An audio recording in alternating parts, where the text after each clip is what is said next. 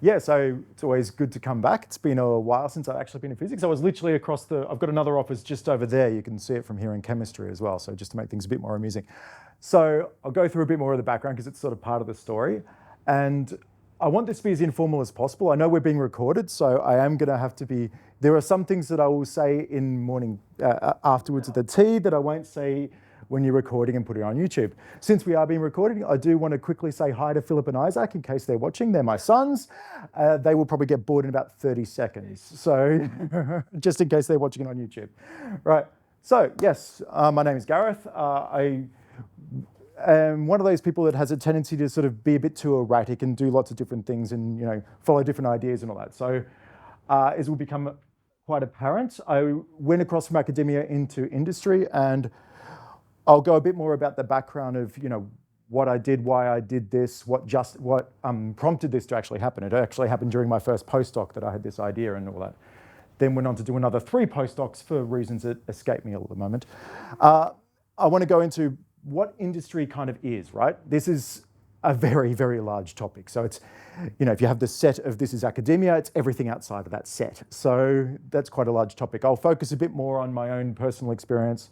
So in consulting, in actual industry, in terms of I was heading up the AI division in Australia Post for a while during an interesting time, and where we can benefit both individually from getting industry experience and also in terms of industry and academia. I'll go into that a bit more in detail because I find Australia is a bit not the best at doing that. There are other examples that are much better where you get people going back and forward between industry and academia and not worrying too much that their H index has gone down because they haven't published for 3 years while they were doing something in industry, right? And how to, of course, transition between the sectors. There'll be a lot of tips and things like that, mostly from my own hard-earned failures in trying to go from academia into industry, right? So I've got a lot of tips there at the end for people who might want to do that in a practical sense as well. So, this is why you don't really need to do too much of the introduction because I basically have an entire slide on it, right? So I did originally do my undergraduate here. I was originally a science engineering student. For those who do science engineering here, I'm part of the generation that stuffed it up for everybody else by making sure that you have to finish your engineering and all that before you do honours, because every single one of us dropped out of engineering. So I went through, did my 3 years of science, did an honours, tried to go back to electrical engineering back in 3rd year there, didn't like it whatsoever, instantly got out and then went into research and PhD and all that kind of thing. And engineering hated that. They hated it with a passion. Yes, they did. So I then got a bit too hooked on the sort of postdoc lifestyle, I guess you could say. My first postdoc was in Barcelona.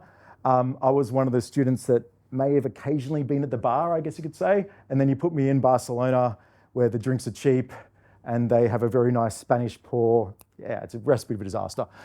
I got some research done, so it wasn't too bad. Right, so I did a postdoc there. I was there during the financial crisis, which made it a lot more amusing. So that was, Barcelona's got a tendency to have a slight amount of pickpockets. During the GFC, there was more than slight. For those of you who are from Melbourne, the pickpockets weren't too much of a problem from that for me personally, because even though I don't exactly look like a local, I'm from Frankston, so there were certain tricks that I could do that others may not have been able to. So I did a few research postdocs, astrophysics, also in electrochemistry. So I've still got a relationship with them there. I ran out of scholarship money, and instead of just doing more tutorials, I decided to learn another field of science and do some simulation stuff for them. And that worked out quite nicely, as it turns out. I went back and forward. During the financial crisis, this is where I actually started to see, as inspired by Rosemary's work, of course, sort of chaos, right? So sensitivity to initial conditions, right? So a small mucking up the subprime lending in USA caused 50% unemployment in Barcelona. So I was curious. I wanted to see the dynamics of this. So I thought, okay, I've seen the country fall. I want to see one rise.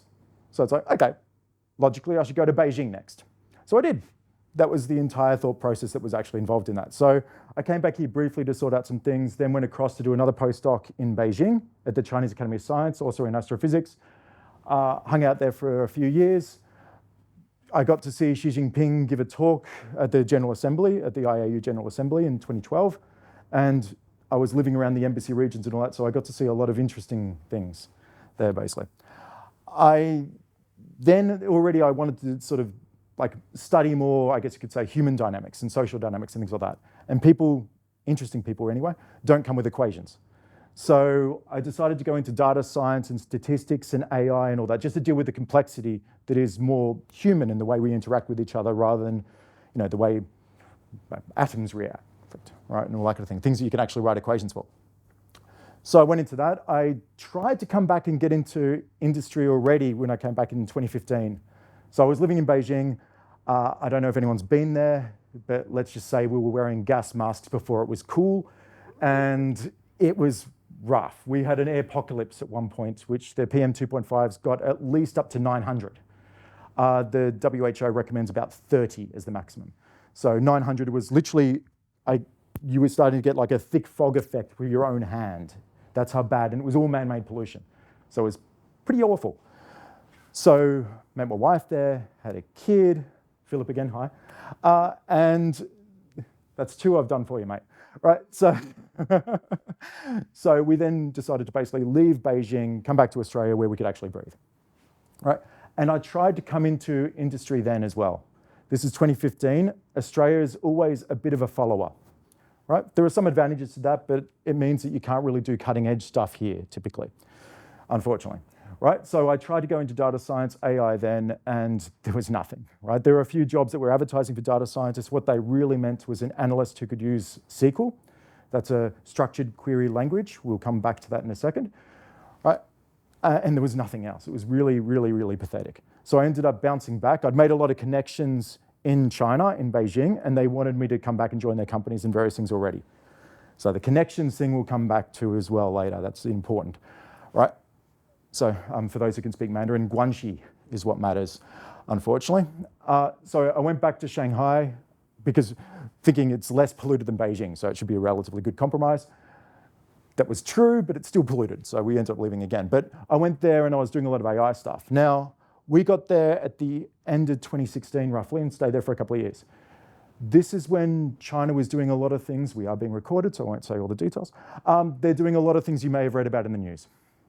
Let's just say they're very good at applying AI to a lot of different use cases. So it was a very good time to learn data science.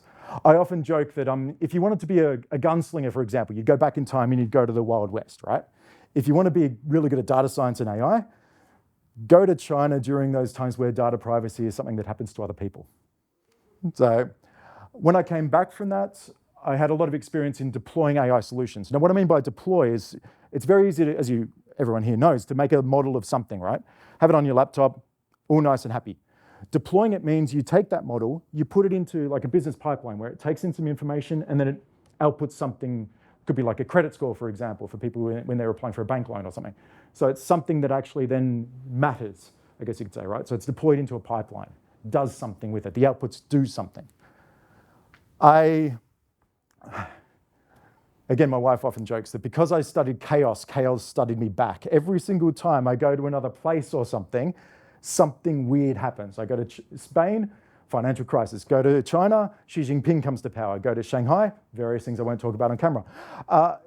Come back here and go to Australia Post. Within 4 weeks, lockdown had happened inside Melbourne. I was in the central data science team and I was brought in, I was headhunted in to bring AI into the central data science one and upgrade their actual data science skills, both in AI and all that, and to deploy models. And this then lockdowns hit, so all the forecasting, all those things like that, like how many trucks do you need across this route here? How many people do we need in this particular distribution center? All that was going through our team.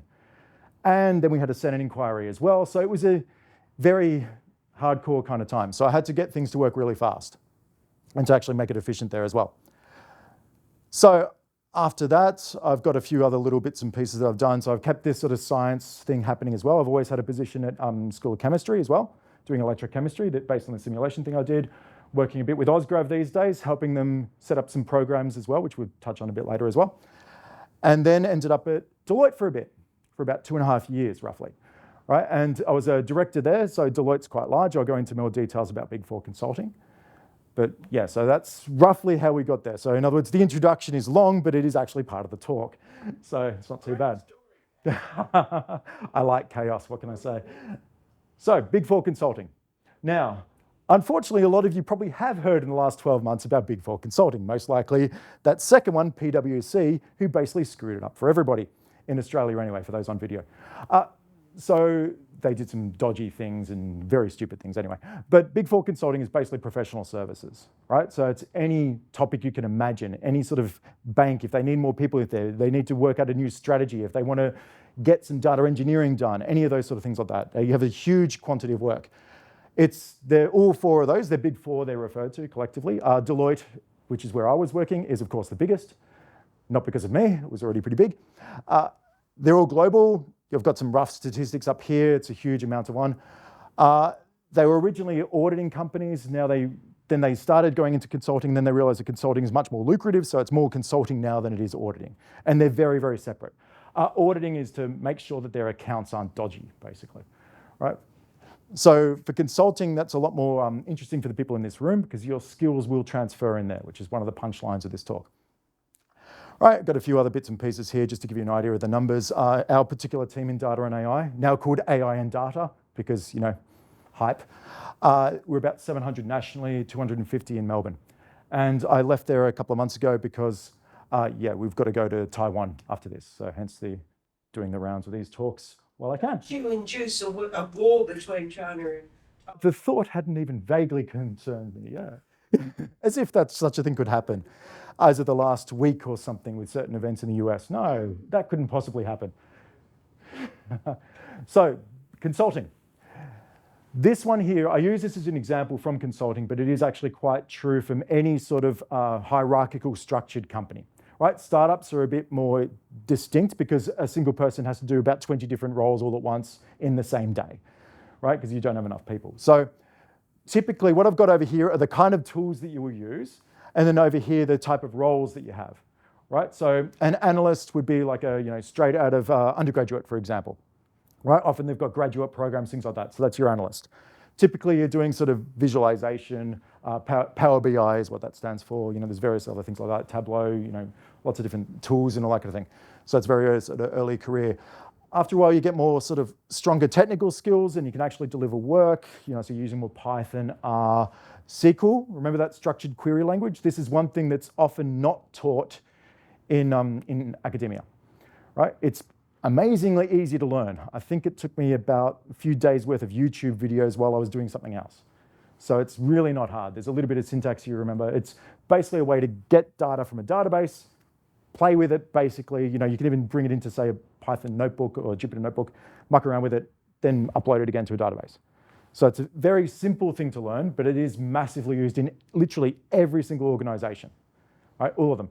And the basis of that is also behind the cloud computing, which is the next bit. So has anyone here done cloud computing already? Like AWS, GCP, anything? All right, got one hand.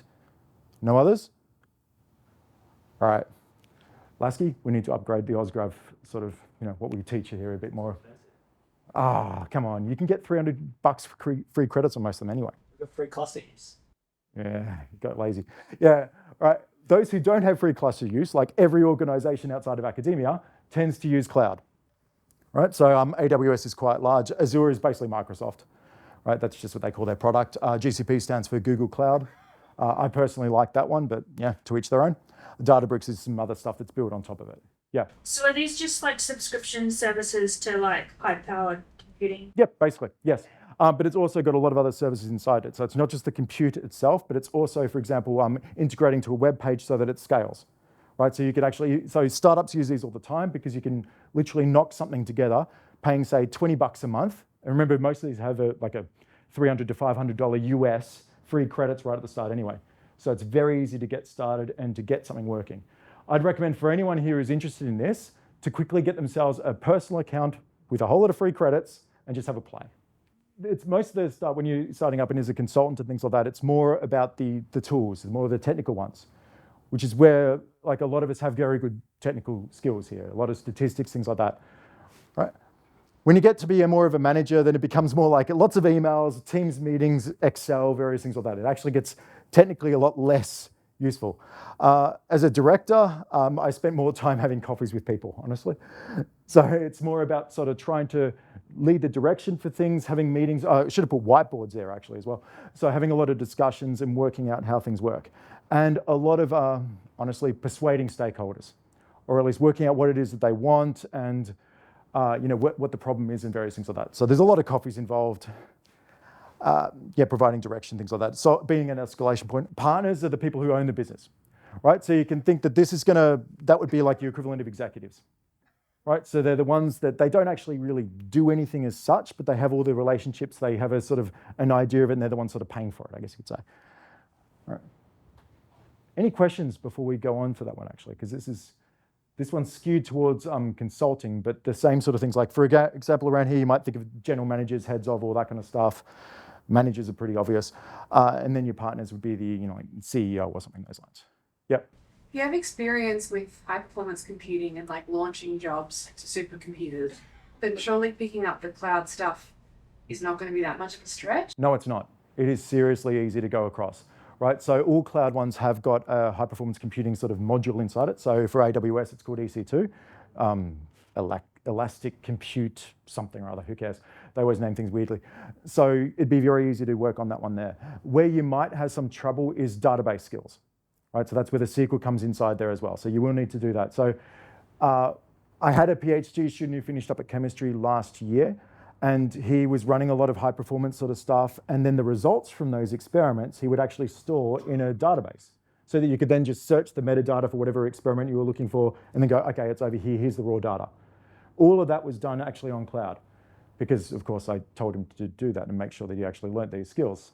So, yeah. So it is actually quite useful. Yep. You mentioned credits. Could you, Yes. do you know what that means? Oh, yeah. So just as in like normally when you, just like with HPC, for example, you pay for the compute that you use, right? So for AWS, from memory, they give $500 US dollars free credits when you sign up for a new AWS account. And how's that measured? Like, how's usage measured? It depends on what you use. So in other words, if you get a really high-powered GPU that you want to start training some AI models and all that kind of thing, then that would cost you more per hour, for example, right? So, and all of them are priced like that. Some are much cheaper than others. They've usually got a free tier that I tend to have running in the background continuously for things, just to sort of, make sure that I don't use too much actual money up. So you can keep your costs really low on these ones there. So it's very easy to do a startup, actually. Very easy to do that. I've got a couple, which is, anyway, that's a different talk. Often people will say that going from academia into industry is a bit of a shock. That is true, but I found it was less of a shock than what I was expecting, right? So in physics, we've actually got the advantage here in many ways. So one of the things that I want you to take away from this talk is that this is something you can actually do relatively easily. And I want to give you a few things later in the talk for how not to get ripped off, right? Typically, we're used to, in academia, being paid about here. Our market value is actually here. If you learn some negotiation skills, you could probably get it to here, right? So I've been one of the ones, I've been trying to be good. I haven't taken advantage of too many people, but I have, I'm sure I didn't quite pay right at the market rate. Right? So, a little bit. But one of the things we can do in physics is that we know we can't model the universe, for example, right? So in Beijing, I was doing a lot of stuff with the galactic center. You've got a black hole, an accretion disk, a whole lot of stars going through there. If you wanted to do that properly, you'd need to include all the fluid dynamics, the magnetohydrodynamics, it would be an absolute nightmare. You just wouldn't do it. And you'd actually need to do GR when you're getting closer inside there, numerically solving all that. It's an absolute nightmare.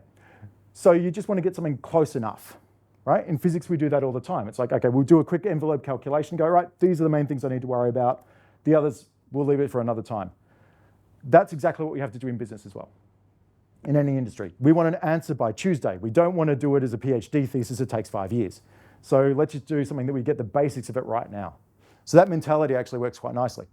One of the other things that I found was quite funny is that if we just use slightly different language, we end up doubling our salary, right? So instead of high performance computing, you just say cloud. Instead of analytics models or something along those lines, you say AI for everything, right? So. Gareth, this near enough is good enough, but do they, my impression talking to you is they didn't even compare with her. I mean, how do they feel the need for it to be demonstrated that? Yes, there is one metric Doesn't have to be accurate. dollars. That's the one. Yeah. But that's totally foreign to us as Exactly. you know, a model being worth itself. That's true. But when I say dollars, like let's say that you've got a model that predicts a certain customer behavior or something along those lines, right? If your model is accurate, you will be able to predict those customer behavior. You'll be able to then design an intervention like they stay with your company, whatever. The forecasters don't seem to, you know, look backwards and see whether they're, but so In business, yes, because if you get it wrong, your competitor will get it right. So there is a clear financial incentive to have accurate models. In some cases, you have to be insanely accurate. Insurance is one of the things where they have some seriously good climate change models in there that they're taking as inputs, and then they will work it down on the very local sort of level, right, using satellite data, everything they possibly can, because then they know, don't insure that one, you can insure that one. Or if you're going to insure this one, set the premium here because all hell's about to break loose. So often in business, they're a lot more pragmatic and there's not so much ideology in there. In politics, lots of ideology, but in business, very, very little. It's just pure pragmatism. Because if you don't make money, you don't get your bonus and then you won't become an executive. It's pure self-interest. So I've got a few other ones up there, but I'll skip on. I think we've already got the point from that one. So there's a lot of things inside there where you need to do. This one here I will double down on. So SQL. Right, so just like with the cloud database, remember everything is in databases in some way. All those ones there, it's like literally select blah from that table. Select means just grab it all and then download it. That's literally all it is. So learn a little bit of SQL, bit of cloud computing, you'll be fine. That's literally all you're missing most likely. All right. Yeah, various other buzzwords here and there, but you know, you've got this on the video, so that's fine. One of the biggest difficulties I did encounter, which comes back to that sort of, you know, this is what we often say in Deloitte. It's a standard phrase that's always inside there, right? So the perfect is the enemy of the good, right? If you want something to be perfect, this also is true in papers, writing papers. You know, you want to go in there and you want to get that last little bit, and that's taken you about 5 years, right? Not that anyone would be guilty of that in this room, of course, or myself, right? So you've got to know when to sort of go, right, close enough is good enough, right? And that's definitely true in industry, right? Another one is how we communicate, right? So again, I'm not always the best at doing this one here. I'm often too erratic. So it's the what, so what, and then the now what. So in other words, you're talking about a particular topic, you have to know your audience, right? So in this particular case, I'm making sure that I leave with a whole lot of tips so that you can actually take them home so that if you do want to go across there, you know how to alter your CV, for example, right? So the so what in this case would be so that if you wanted to, you could actually go across to industry and increase the probability of being able to, you know, land a job. The now what is what actions can people in the audience take, right? In consulting, if you're selling something to an audience, right, then it's the, you know, like this is how you contact me, it's all that kind of things, right? So it's the next actions, right? So there's the topic, then why should you give a crap, basically, and then what can you do with that information? So it's always that kind of structure. In the case of science, it's also the same thing because you'll find that most people will fall asleep or something if you're talking about a topic that's not exactly on their niche. So then you have to go, well, so what? Okay, well, maybe this has got things that do affect them, for example, right? Maybe this bit that you're looking at over here actually affects how, you know, the star will evolve off the main sequence or something along those lines, right? What are the benefits? Well, one of them is, of course, money. That goes without saying. All right. One of them is also, which I must admit I quite liked, I hated doing my lit review and the introduction to any paper ever. Because honestly, I'd read 3 papers, I had not read 15. I don't give a crap that reviewer 2 says that I should reference their paper. I just don't care. So that ridiculous every single sentence has to have a citation. You can get rid of that. So that was good for me. All right, there are a lot of interesting problems out there. Right? In academia, we do work on interesting problems. That's why we're all here. That's why I'm still doing like academia stuff as well. I quite like mixing them all together personally, but that's to each their own. So there's a lot of very nice complex problems that you can actually work on. And in industries where the resources are to actually do something about it. So you can do some cool stuff there. There's a lot of options out there, a huge amount of options, right? So you can actually carve out what you want to do. So for example, the job I had recently in Deloitte, we made it up. There was no job ad. It was a whole lot of coffee chats and all that kind of thing. And it's like, okay, well, let's do this kind of thing. Then we just made up a job. But they knew they headhunted you, so... No, not for Deloitte. For Deloitte, that was coffee chats.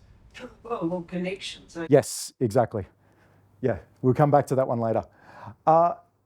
Also, one of the things that academia does have the advantage of is that if you don't want to come to these talks, you don't really have to, right? It's nice and flexible. If you want to work from home, you can.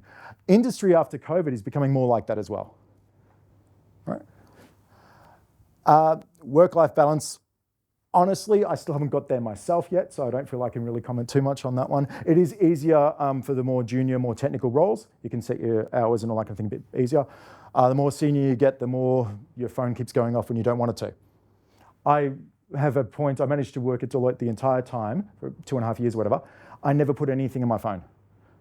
So if they really, really need to, they could call me, but there was no Teams, there was no email, there was nothing on my phone.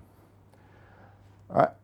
Industry is becoming a bit more collaborative than it used to be. It used to be very much siloed, like, this is industry, academia's over there, they work in their ivory towers, all that kind of stuff. We don't want to have anything to do with them. And that attitude used to be very pervasive. That's changing now, which is good. And of course, yeah, the main one there is you don't have to keep writing grant proposals. That is definitely a bonus. There are still deadlines and things like that. Of course, if you're in a startup, then there is the equivalent of grant proposals. They're, seed rounds. What are the benefits to academia of working more with industry? This is one of the things that's always been a bit of a pet peeve of mine after I lived in China for half a decade in the end, and I went across to Taiwan quite often. In Taiwan in particular, you've got people going from industry to academia to startups to everything. They're all just moving around all the time, and the ideas flow with them, right? So I've noticed that there's a lot more sort of tools coming into academia from industry already, Slack, for example, and probably Jira and all these things like that. So different sort of ways of managing your workflows, right? So there's a lot more of this sort of prototyping and iterative one, which is quite common to both communities, but there are still things we can learn from each other. I am personally a great fan of the cross-fertilization of ideas. So to give an example of that one, I was in Shanghai working with a German company using some computer vision stuff for an insurance purpose, right? Taking photos of damage on cars.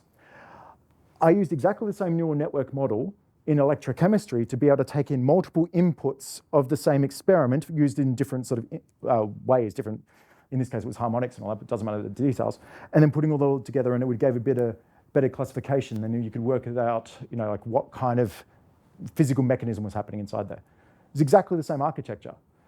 So I quite like the ideas going back and forward all the time as well. Again, SQL databases, that's the only gap you guys have got. There are more people going back and forward. We've set up this was with Osgrav 1, I believe it was, when I was at Australia Post. I set up a program with Google Cloud so that we could get people like yourselves. The program is still going. I don't know how well they're advertising, so I'm curious to know how many people have heard of this. So we get people from mostly physics, because I'm biased, and also like STEM ones and all that kind of thing as well. We opened it to a lot of people. No? Well, that's terrible. Oh, no, it should be mathematics as well. I've got nothing against maths, of course. That's where you got to be at. It is. So we take people across there who have got like the good experience and all that, and then Google Cloud actually, provided a couple of weeks of training, like hands-on good training on Google Cloud, and then we'd actually bring them in as interns. And I think in a few cases, they interviewed so well that they actually just offered them a data science job straight out, like without the internship, just come on in. With the effect that when I joined Australia Post in, what was it, 2020, just before lockdowns, yeah. I was there for about 2 years or something. So when I joined, there were 0 PhDs in their data science team of about 20 people in the central one, which is just horrific, terrible. These people were analysts. They didn't really know how to properly do experiments. Like, it was not good. Now, 50%. So there's a lot of people that have gone through actuarial paths, for example, so they don't technically count, but 50% of the people there actually have PhDs in STEM now. So this attitude is changing, and it's helped them a lot. The forecasting they were able to do really helped them during lockdown, let's just say. So it's to the benefit of everybody on this. Right. Any questions before I go into some more practical tips for everybody in the audience? Awesome. Oh, yep. So I've looked in to consulting as a job option, looking at these big 4 companies, and then I have looked at the graduate programs. Yep. And I've been like, I'm like 32 this year. I don't want to go into a graduate program and Yes. start my career all over again. Yep. Is that what is expected for people coming out of a PhD to go into a graduate program? What's the level of entry that we could expect? I'd go for consultant or senior consultant if you're using that same one, right? I wouldn't go through the graduate program. And what I'm going to go through is the stuff ups that I made trying to get in there as well, right? So yes, do not undervalue yourself. That's a massive thing to highlight here. You'll need to work on some of the communication ones. And what I'm going to do for the rest of the talk is literally go through how you can do that, right? So the first thing I wanted to do is, so I tried myself when I came back in 2015. Now it was a tougher market. Australia was, like I say, behind. I kept them all. I kept every rejection letter I got. I kept everything that I could because I thought it'd be funny. So I have a very weird sense of humor. It was pretty funny. I just gave up on Australia and went to Shanghai. Easier. All right. I had 506 emails inside there. Most of the time when you send a CV out there, you get no reply as a rejection. Most of the time you just get ghosted because it's all automated, right? So don't take it personally. It is literally, the first phase is always automated. I'll go down a bit more about that. So, and you get these generic responses back. These were just some screenshots that I took at the time and all that. There were so many of the bloody things. I started treating it like a game. So every time you do it, I would iterate my CV slightly. I'd go, okay, well, maybe there's something that I can do to actually, adjust the odds in my favor.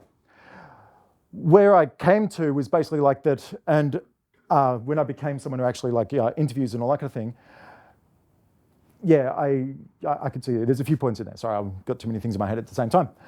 Right, so the CV letter, the CV, you've just got to remember, and the cover letter are just to get you an interview. Nothing else matters about them. They're just there as a sort of a quick ticket in, right? This bit here, right? So I'll go through the structure a bit more in detail on the next slide, but roughly you've got a sort of profile up there, and then you've got a skills section over here. This is in English, but disjointed English, deliberately fragmented. It's got to have the keywords inside it. The reason being, this is not meant for humans to read. This is meant for our AIs to read. For every single job one, especially Big Four, right? Because you think about it, even the graduate programs, we got thousands of people applying for them.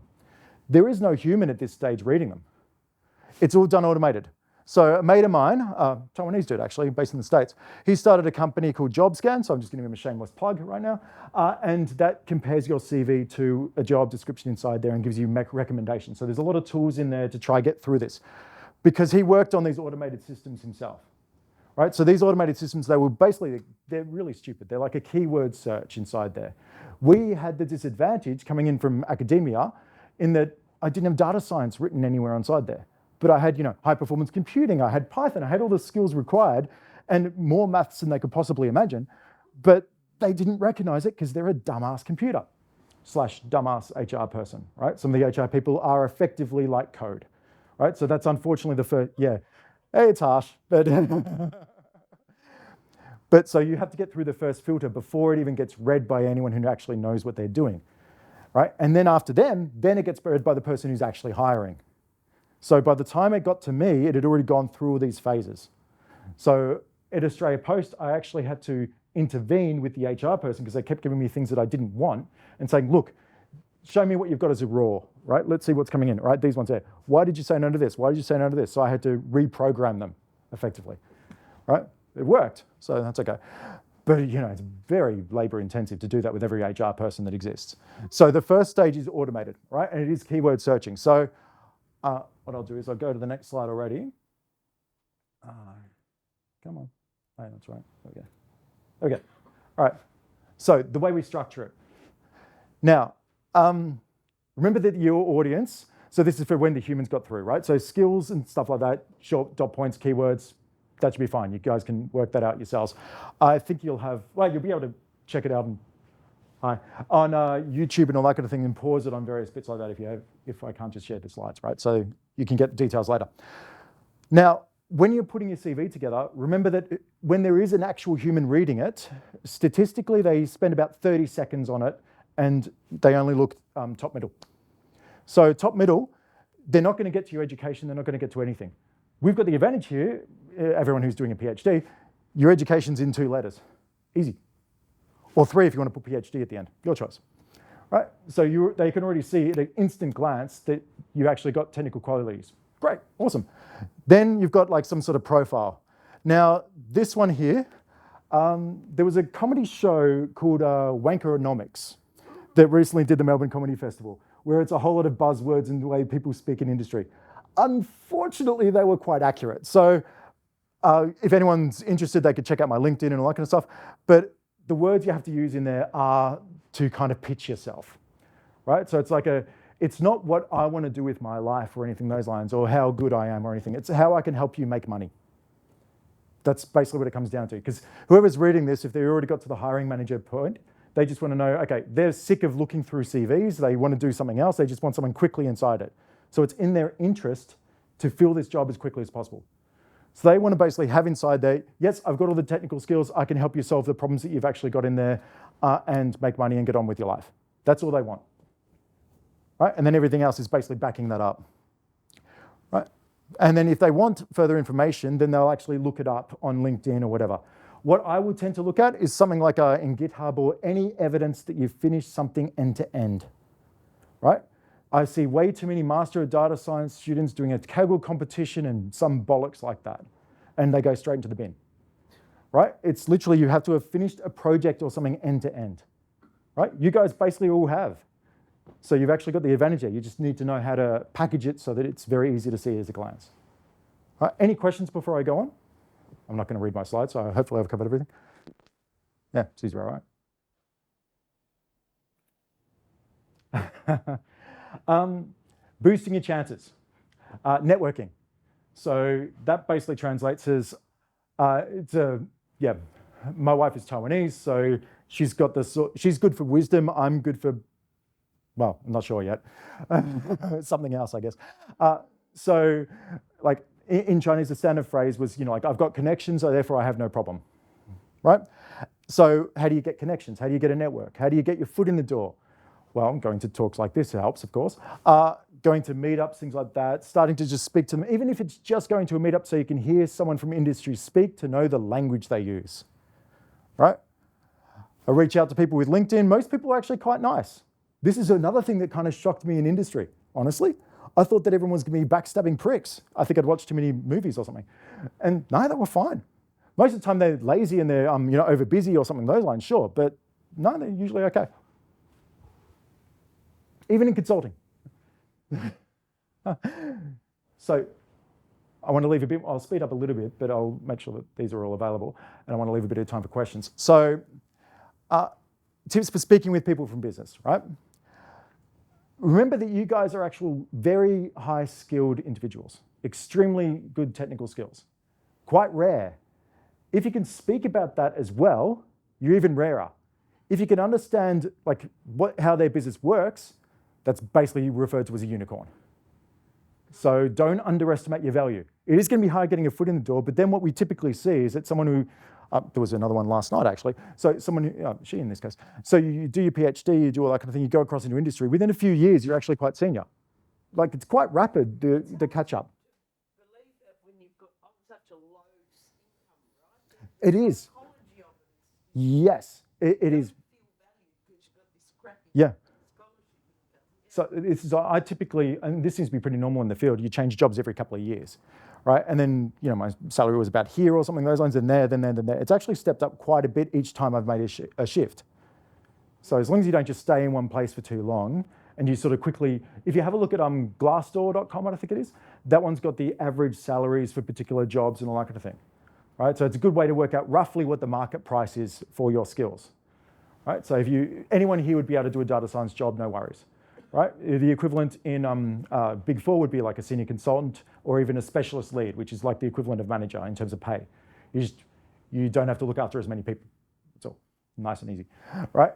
Those ones there, you can have a look at this particular Australian Financial Review. I won't say the exact numbers, but you can relatively easily find what the base salaries are for each of those levels. Just a quick bit of Googling should fill that in, but I said nothing, right? So first of all is make sure that you're comfortable with being the technical person that everyone, don't underestimate that you probably know more about the technical stuff than whoever you're speaking to does. And that's fine, but don't expect them to know all the technical details. That's one problem that we often have in science, and I'm guilty of this too, is where you forget about the whole problem and you just focus on your very, very narrow little part of it, right? So you might be, you're trying to explain how the whole star burns and things like that and how it creates particular atoms or whatever. But you'll be focusing on a single reaction rate just over here in this tiny little slither. And that's just in science. In business, it's like, okay, you're working on a small model over here, like an AI model that maybe predicts when people will churn from a particular company, okay? But then what's the next part? Once you get that information, it needs to plug into like a marketing team who offers them a special discount rate or something, some intervention. And then if that works, then you get more profit back inside there, right? So you have to work out where it fits into the whole organization, right?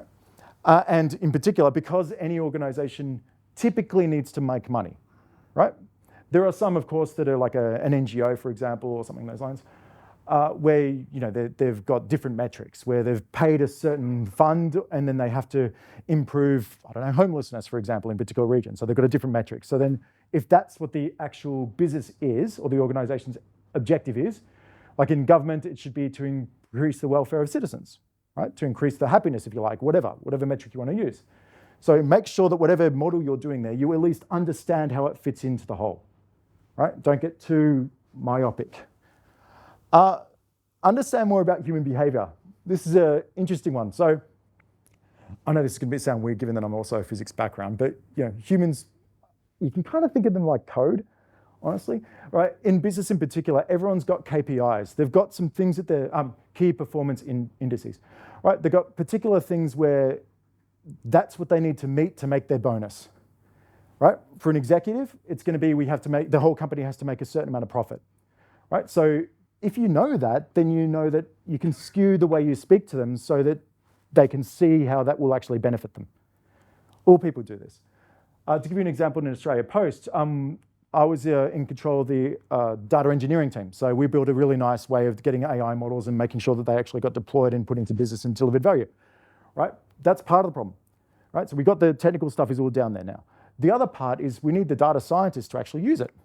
So what I did was to link their bonuses to deploying a model. I made it very easy for them to do that, of course. I wasn't a complete prick. But if they didn't deploy a model into production and get some value from it, they wouldn't get their bonus. Within 3 weeks, everyone had done it, of course. And then we had all these models in there delivering value in Australia Post within 3 weeks. So if you understand like what the incentives of people are, you can predict their behavior quite nicely. It's like little guardrails around code. And remember to always speak so that your audience will understand you, right? So when you think about all the bits inside there, so if you're talking about it, if you're presenting a technical thing that you've just created, a model or whatever, to an audience, know the audience, know what their incentives are, put all that together and make sure that you've tailored your message to them, right? Now this is the last slide, so I'm not going to read all of this, but this is basically a whole lot of different tips and things like that, all sort of summarized together. So this is something you can read at your leisure. Go like that so that it's filmed as well. So briefly, you guys have already got a lot of very good transferable skills. So not just in the terms of the technical, but most of you have probably already done international collaborations as a part of a paper anyway. Some of you would have led those. Some of you have even had to organize your own flights to conferences. It's surprising, but these are actually quite rare skills. We undervalue them. Even just being able to organize your own flights, rock up to another country, wing it. Right? When I went across to Spain, I never met the professor I'd be working with. I had no idea what they look like. And he told me to meet him at a station, at a train station, which I'd never heard of, and he used a local slang for the station. So I actually had to Google what he looked like, worked out where this station is most likely to be, and where statistically it's likely for him to meet me, and then go there, right? That kind of little bits and pieces. Yeah, it did.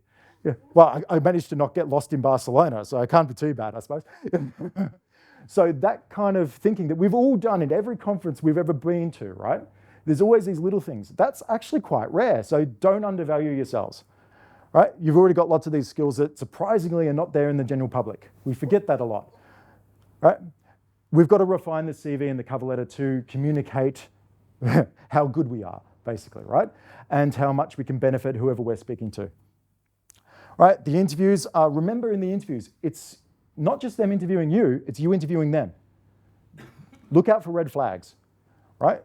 So if they're bastards, if the person there cuts off the other person, if there's say 2 people over there and one of them keeps cutting the other person off, the culture might not be worth your effort. Right? So yeah, just remember that you're actually in a good position, in a position of power there, where you can actually start, going, these ones don't like them, can do other things. When you're interviewing as well, when you get towards the later stages, apart from what salary and all that kind of thing, right? But ask how they're going to measure your success, right? In other words, what are your KPIs? What kind of thing do they want from you? Do they expect from you? All that kind of stuff. Right? And make sure that you use things like Glassdoor and that to research the typical salaries before you go into the negotiation. I'm still trying to get this last stage right myself. The negotiation bits, I'm not natural at whatsoever. I keep going, that, and yeah, they'll usually try to get you off guard because from their point of view, they might be able to knock off, $20,000 off you or something those lines, right? So it's worth their while. So it's a hard dance. If anyone knows how to do it, let me know. I'm still trying. All right, I'll just leave that on. That's it. Hopefully people have learned something, and open for questions.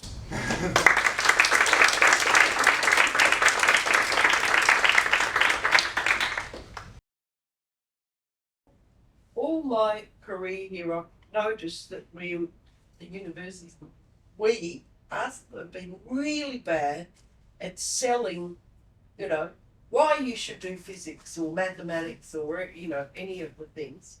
And, I've always, I've pushed for the idea of actually hiring somebody to put a package together to inform our students about what they can do with their degree and how to find such jobs. Yep. So this is fantastic, and it's such you've got such a good story, and I have to say, as his ex-supervisor, he was always super positive. And that has got Gareth a long, long way, in spite of the world blowing up after him all the way around.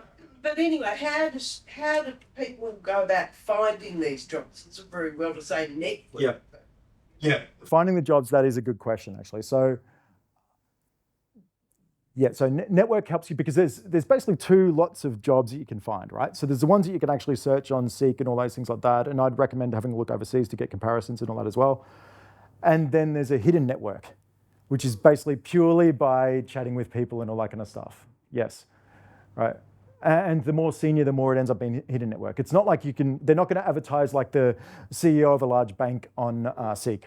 Right. So you said the other day, because I said, well, surely that networking is really, important in China.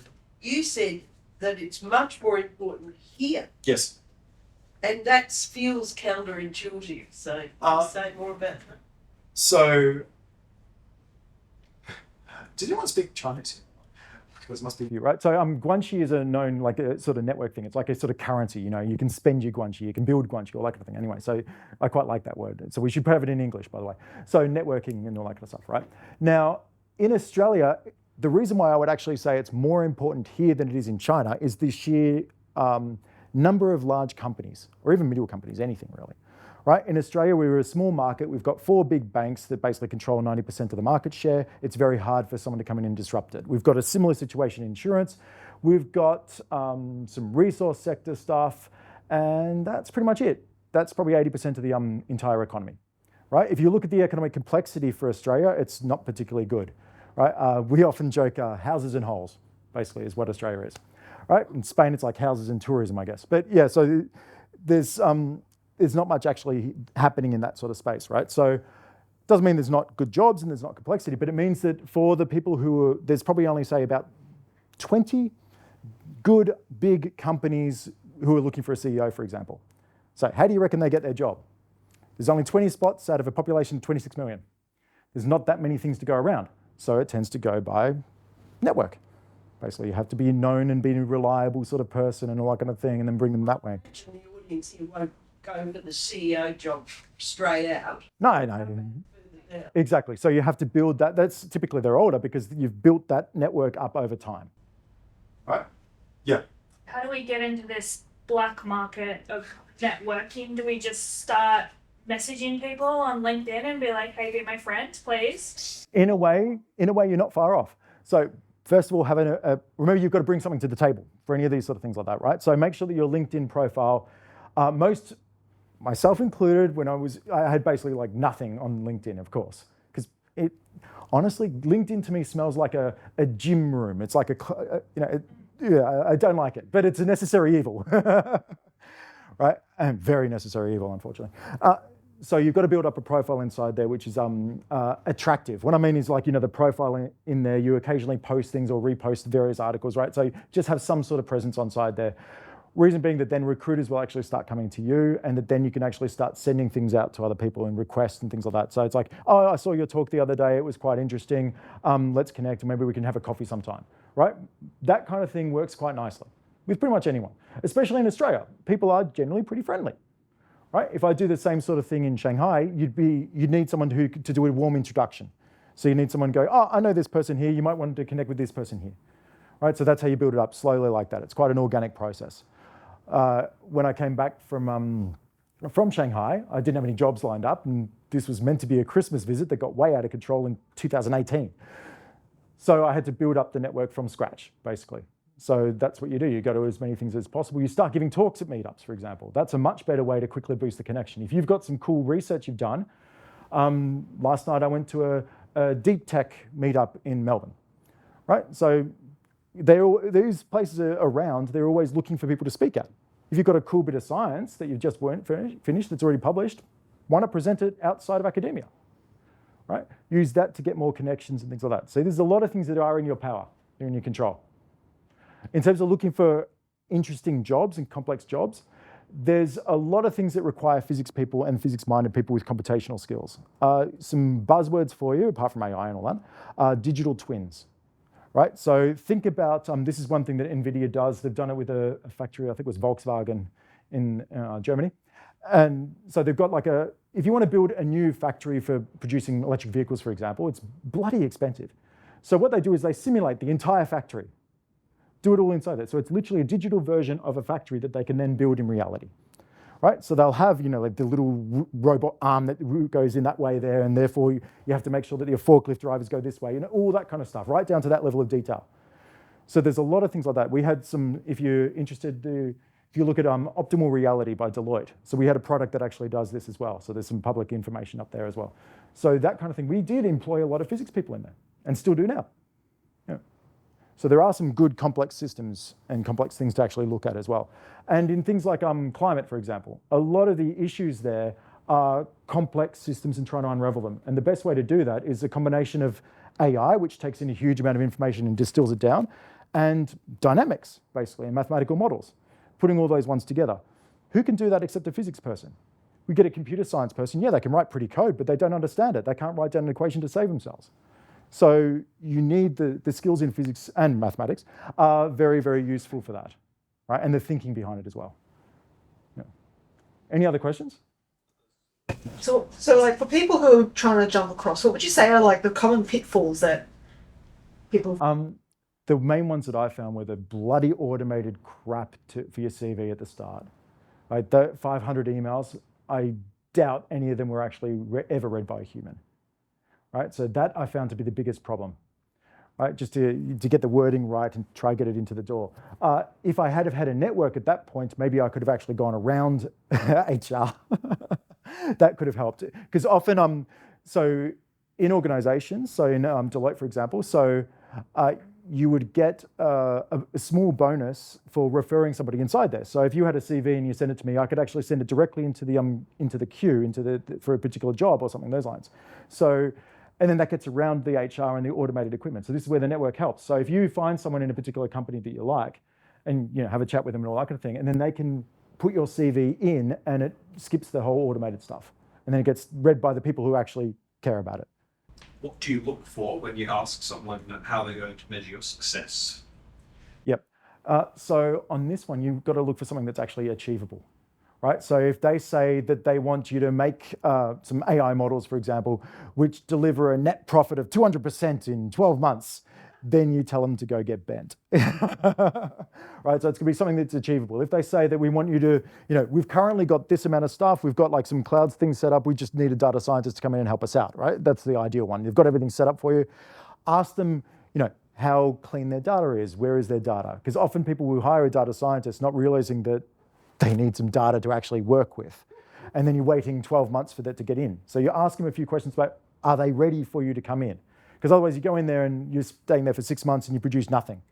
And then you get fired, basically, or you don't make it past probation or whatever, right? That's typically what happens.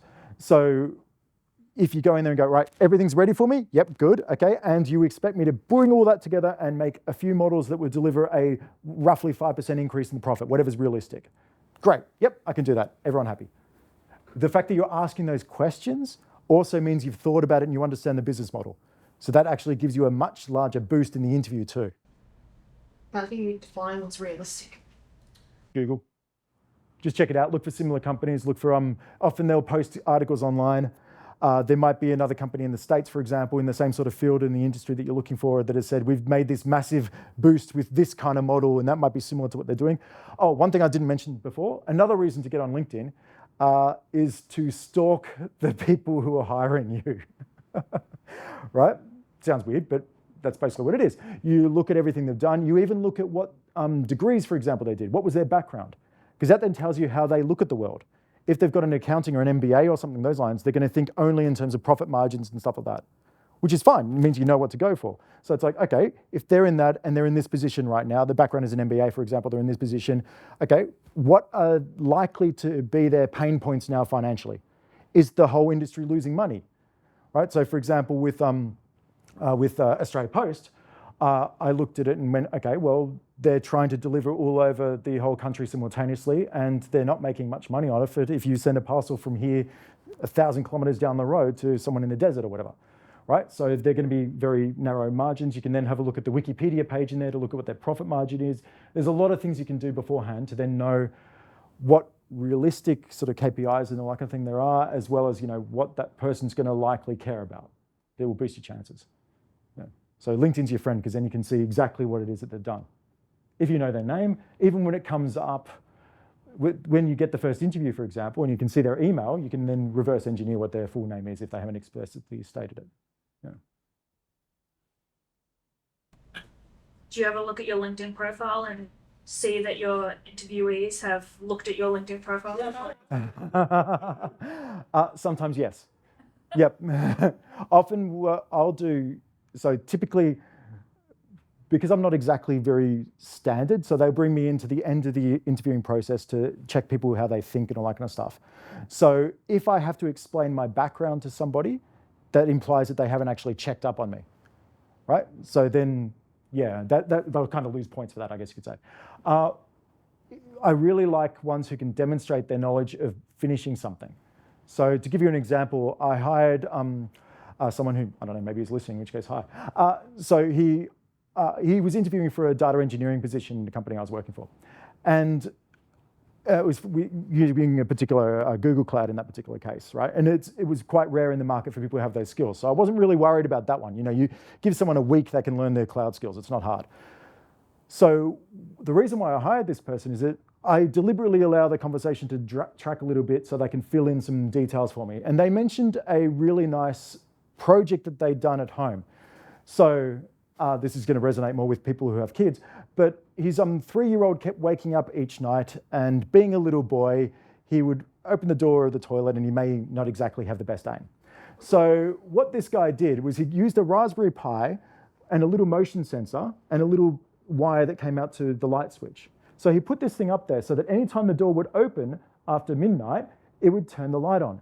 And then the kid's accuracy increased, therefore leading to less mess for him to pick up. Small amount of Python, very simple end-to-end. I hired him on the spot. So, because that sort of thinking, that's problem solving beautifully done, right? It was a clear problem. No one wants to deal with that in the morning. So, and you know, he had to have a small amount of technical skills, didn't even have to be too much, relatively easy, and chuck it together. And the creativity to think of that solution.